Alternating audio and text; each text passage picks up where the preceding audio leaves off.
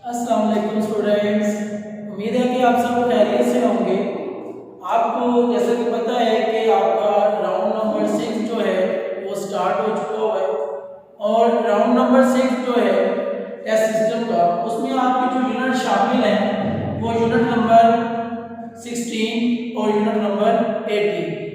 Unit number 16 आप already पढ़ चुके हैं और यूनिट नंबर 18 जो है उसका आज का जो हमारा टॉपिक है वो है हाफ लाइफ। इससे पहले आपने अल्फा बीटा और गैमा डीके पढ़ा था और न्यूक्लियर ट्रांसपोर्टेशन में आज जो हम पढ़ रहे हैं वो है हाफ लाइफ। हाफ लाइफ क्या है? हाफ लाइफ के बारे में आज तफसील से हम जानेंगे। आपने न्यूक्लियर ट्रांसपोर्टेशन में ये बात बड़े अच्छे तरीके से जानी कि जब भी कोई रेडियो एक्टिव एलिमेंट अपने अंदर से नेचुरली रेडिएशन खारिज करता है तो वो एक नए एलिमेंट में चेंज होता है। जो ओरिजिनल एटम होता है उसे हम कहते हैं पेरेंट एलिमेंट और जो नया एलिमेंट बनता है उसे डॉटर एलिमेंट। ये बात आप अल्फा बीटा और गैमा डीके में बखूबी जान चुके हैं कि जब भी किसी रेडियो एक्टिव एलिमेंट में से अल्फा बीटा या गैमा रेडिएशन खारिज होती है तो वो नए एलिमेंट में चेंज होती है, यानी पेरेंट से डॉटर एलिमेंट। और ये जो प्रोसेस है ये तब तक जारी रहेगा जब तक radio active element original atom यानी पेरेंट्स एलिमेंट की तादाद मौजूद है और डॉटर एलिमेंट में ये तब्दील होती है। Half life basically radio active element की एक लाइफ पीरियड है, वो वक्त है जिसमें पेरेंट एलिमेंट्स और जो डॉटर एलिमेंट है उनमें एक ताल्लुक कायम करने के लिए हमने हाफ लाइफ का टॉपिक पढ़ना है। यानी एक वक्त है जिसमें पेरेंट एलिमेंट्स की तादाद आधी रहती है। अब आपका सवाल होगा कि हम ये आधी की क्यों बात कर रहे हैं कि पेरेंट्स एलिमेंट आधे एटम टूटकर डॉटर एलिमेंट में कन्वर्ट हो जाएं, उसमें तब्दील हो जाएं, तो उस टाइम को हाफ लाइफ कहते हैं। तो हम ये सारे क्यों नहीं टूट जाते? वजह यह है कि ये रेडियो एक्टिव एलिमेंट के जो टूटने का अमल है या रेडिएशन खारिज होने का अमल है ये बहुत जो है वो मुसलसल जारी रहता है और इसके लिए बाज़ एलिमेंट के लिए बहुत ज़्यादा वक्त दरकार होता है, सदियों दरकार होती हैं किसी एलिमेंट को पेरेंट से डॉटर एलिमेंट में चेंज होने के लिए। ज़्यादा नहीं, कुछ एलिमेंट ऐसे भी हैं जिनकी हाफ लाइफ सेकेंड में है, डेज में है, लेकिन कुछ एलिमेंट ऐसे हैं जिनकी ईयर्स में वक्त दरकार है कि उनके एलिमेंट जो है वो टूटे। जिस तरह रेडियो एक एलिमेंट है और इसकी हाफ लाइफ 1620 ईयर है, 1620 साल। 1620 साल में रेडियम के आधे एटम, अगर फॉर एग्जांपल 1000 एटम्स हैं तो आधे एटम यानी 500 एटम्स को टूटने के लिए 1620 साल दरकार है। तो लिहाजा इतने ज़्यादा वक्त को जो है वो बयान करना और उससे मेजर करना बहुत ही मुश्किल है। इसलिए हाफ लाइफ का जो कंसेप्ट है उसमें हम इस बात को अच्छे तरीके से इस तरह बयान कर सकते हैं कि वो चाहे एटम की तादाद कितने ही क्यों ना हो, उसके आधे एटम टूटने के लिए जो हाफ लाइफ का वक्त दरकार है वो हर एटम हर रेडियो एक्टिव एलिमेंट के लिए खास है। जिस तरह रेडियम के लिए रेडियम का जो सिंबल है वो आर है, आर ए, और 1620 साल चाहिए इसके आधे एटम टूटने। हाफ लाइफ की अगर डेफिनेशन देखें, द टाइम ड्यूरिंग विच, वो वक्त जिसमें half of the unstable radio active nuclei, यानी वो वक्त जिसमें गैर क़याम पज़ीर न्यूक्लियाई के आधे एटम डिसइंटीग्रेट टूटते, यानी आधे एटम के जो टूटने का अमल है वो आधे एटम डॉटर में चेंज हो जाते हैं, उस वक्त को हाफ लाइफ।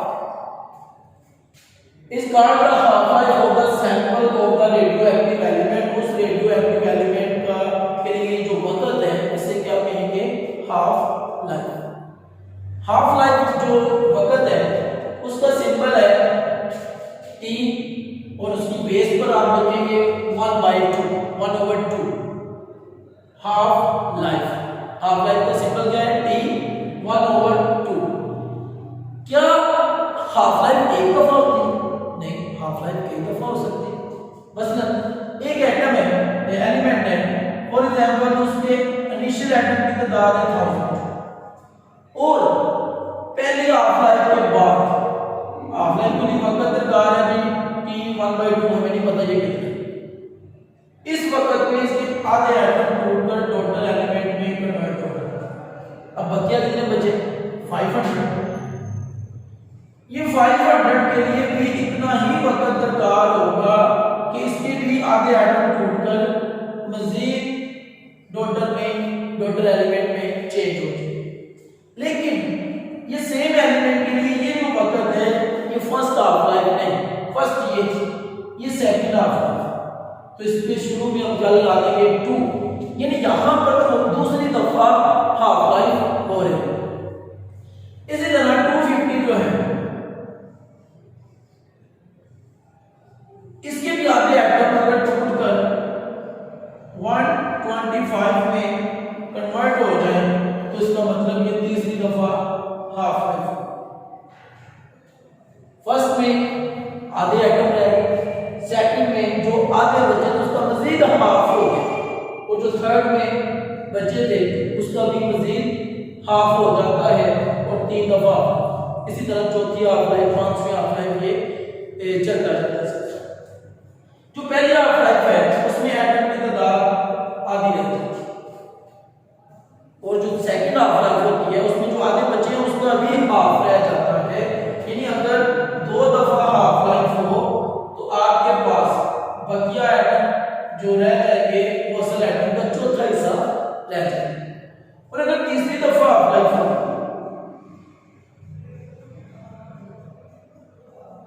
तो आपके पास जो हाफ लाइफ आएगी वो 1/8, यानी असल एटम का 8वां हिस्सा। और अगर चौथी दफा हाफ लाइफ हो तो असल एटम की तादाद का 16वां हिस्सा, यानी 4 दफा अगर हाफ लाइफ हो जाए।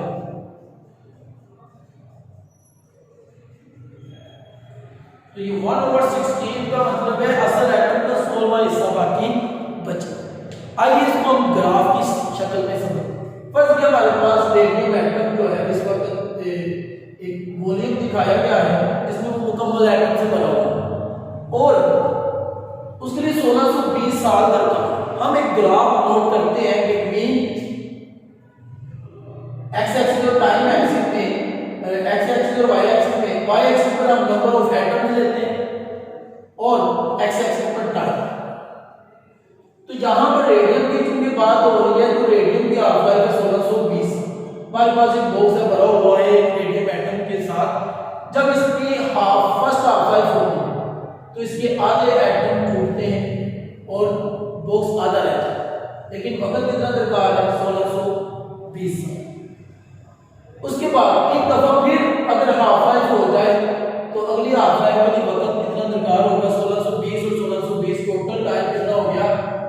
3240, 3240।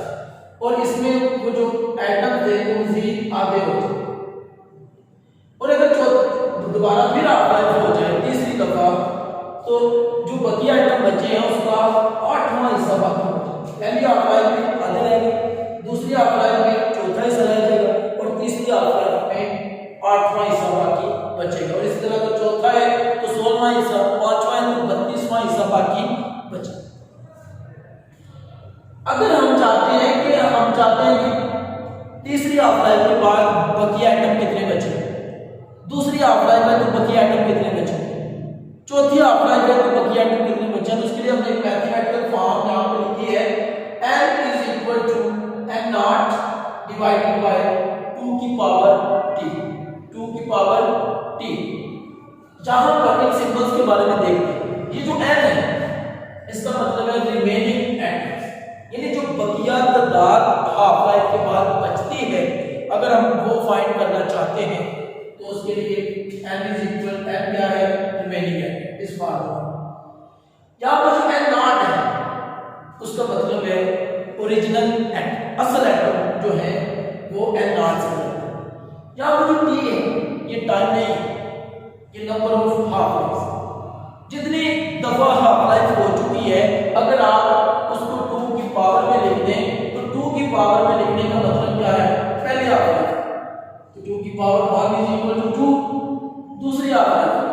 पावर 4, 2 जो है 4 की इक्वल, अगर तीसरी हाफ लाइफ है तो 8 चौथी हाफ लाइफ है तो 16, मतलब अगर एक दफा हाफ लाइफ होगी तो आधा हाफ बचा, दूसरा हिस्सा, दूसरी हाफ लाइफ हो जाए तो चौथा हिस्सा, तीसरी हाफ लाइफ हो तो 8वां हिस्सा बाकी, और अगर चौथी हाफ लाइफ हो तो 16वां हिस्सा बाकी बचा।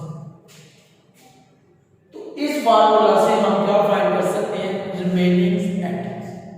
रिमेनिंग एटम मालूम करने का फार्मूला क्या है, ओरिजिनल एटम्स डिवाइडेड बाय 2 की पावर d। इसमें हमें क्या चाहिए, अगर आपके पास असल एटम की तादाद मौजूद हो और नंबर ऑफ हाफ लाइफ आपके पास मौजूद हो तो आप इस फार्मूला से इसमें असल एटम ऊपर लिखेंगे, t number of half life है, उसकी वैल्यू पुट करेंगे तो आपके पास रिमेनिंग एटम जो है वो आ जाएगा।